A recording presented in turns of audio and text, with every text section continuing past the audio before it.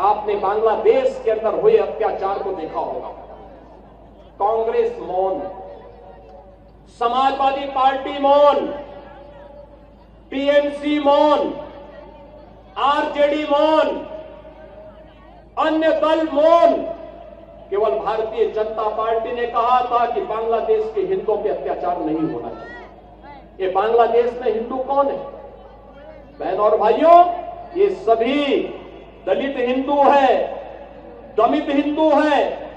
ये वहां पर रह गए हैं, लगातार उनकी संख्या कम हो रही है, लेकिन चूंकि वह पीड़ित हिंदू इनका वोट बैंक नहीं है, इसलिए उसके पक्ष में लोग आवाज नहीं उठाएंगे, उसके लिए नहीं बोलेंगे। आप पिछले एक सप्ताह से देख रहे होंगे, पिछले एक सप्ताह से आप पश्चिमी बंगाल के अंदर का नजारा देख रहे होंगे। पश्चिमी बंगाल के अंदर कैसे गरीबों को, दलित हिंदुओं को कैसे दंगों का शिकार बनाया जा रहा है।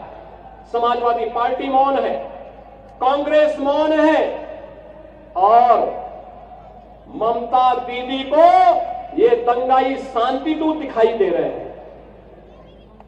बहनों और भाइयों, ये शांति दूत नहीं, ये दंगाई है, और दंगाइयों का जवाब तो केवल डंडा हो सकता है।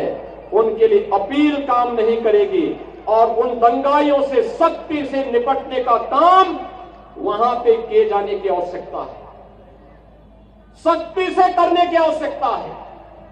बहन और भाइयों, मैं आज आपसे यही कहने के लिए आया हूं आगरा में कि बाबा साहब का मिशन हर दलित, हर वंचित, हर गरीब को न्याय देने का रहा है। अन्याय चाहे वह बांग्लादेश के अंदर हो या पाकिस्तान के अंदर, या फिर किसी अन्य किसी भी स्थान पर, उसके खिलाफ आवाज उठनी चाहिए, अन्याय के खिलाफ आवाज उठनी चाहिए। ये बाबा साहब की प्रेरणा रही है। संगठित होकर के आवाज उठनी चाहिए, ये बाबा साहब की प्रेरणा रही है। और उसी प्रेरणा के लिए आज आप सबका आह्वान करने के लिए मैं आपके बीच आया हूं। सरकार आपके साथ होगी, आपके सुख दुख में शायद दो डबल इंजन की सरकार सहभागी बनेगी। सरकार आपके हितों के लिए संगठित करने के लिए पूरी प्रतिबद्धता के साथ कार्य कर रही है, आगे भी कार्य करेगी। बाबा साहब के सपनों को साकार करने का कार्य प्रधानमंत्री मोदी जी के नेतृत्व में ये डबल इंजन की सरकार पूरी मजबूती के साथ खड़ी होकर के करेगी। और उसी को ध्यान में रख करके आज मैं कहना चाहता हूं, जो लोग कह रहे हैं कि उनके लिए, कुछ लोग कह रहे हैं कि उनके लिए संविधान से बढ़कर के शरीयत है, तो मैं भी उनसे कहना चाहता हूं कि भारत तो बाबा साहब के द्वारा बनाए गए संविधान से चलेगा। जहां शरीयत का कानून लागू होता है उनको वहां जाना चाहिए। भारत के अंदर भारत की व्यवस्था बाबा साहब के द्वारा बनाए गए संविधान से ही आगे बढ़ेगी, और यह हम सबको दृढ़ भाव के साथ कार्य करना होगा। ऐसा नहीं कि बाबा साहब को लालच न दिया गया हो।